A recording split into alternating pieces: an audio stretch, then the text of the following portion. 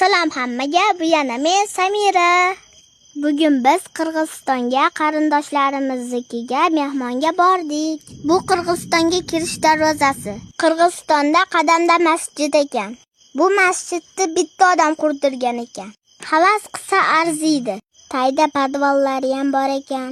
Manzilimizga borib, damda olib, aylangan chiqib ketdik. Bu yerning nomi kurort deb atalar ekan.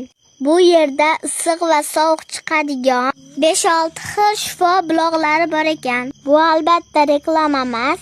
Pul bersa arziydigan reklama qilib qo'ydim oma. Xullas bu yerga kelgan odam mazza qilib ketar ekan. U yerdan keyin boshqa joyga bordik. Atrof handom pista bilan to'ldi ekan. Bu esa Qirg'izistonning bayrog'i eng cho'qqida joylashgan ekan. Bayrog'ni kattaligidan hirpilaganda ovozi eshitilar ekan. Bu katta durbindan butun shahar ko'rinadi ekan. Bu afsuski tanga bilan ko'rinadi ekan, biz tanga olib chiqmabmiz. Bilmabmiz.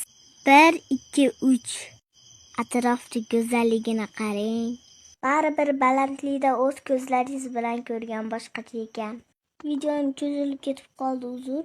Xullas keyin choy ichgani bordik va uyga qaytdik. Oxirgacha kuzatganlarga rahmat. Ko'rishguncha.